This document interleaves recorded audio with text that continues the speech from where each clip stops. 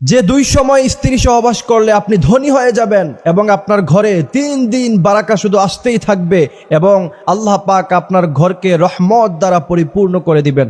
সুবহানাল্লাহ। স্ত্রী সহবাস আমরা কখন করলে পরে ঘরের মধ্যে রহমত বারাকাত সাকিনা নাজিল হবে, এটা খুব গুরুত্বপূর্ণ একটি বিষয়। 2টি সময় আমি আপনাদেরকে বলে দিব। সেই 2টি সময়ের মধ্যে থেকে 1 নাম্বার সময় হলো রাতের বেলা আপনারা ঘুমিয়ে পড়বেন খুব দ্রুত, কিন্তু তাহাজ্জুদ নামাজের সময় ঘুম থেকে উঠে যাবেন। ঘুম থেকে ওঠার পরে আপনারা তাহাজ্জুদ নামাজ পড়বেন, দেন ফজরের নামাজ পড়বেন। ফজরের নামাজের পরে এরপরে যদি আপনি স্ত্রী সহবাস করেন, ইনশাআল্লাহ আল্লাহ পাক আপনার ঘরের মধ্যে রহমত বারাকাত সাকিনা নাজিল করবে। এর কয়েকগুলি কারণ আছে। মেডিকেল সায়েন্স বলছে মানুষ যদি রাতের বেলা আরামে ঘুমায় তাহলে মানুষের শরীর ফিটনেস ঠিক থাকে এবং সকালবেলা ঘুম থেকে ওঠার পরে যদি সে কাজকর্ম শুরু করে দেয় তাহলে তার সারাটা দিন ভালো যায়। এবং আল্লাহ রাসূল সাল্লাল্লাহু আলাইহি ওয়াসাল্লাম বলছেন সকালবেলা আল্লাহ পাক রহমত বরকত দ্বারা পৃথিবীকে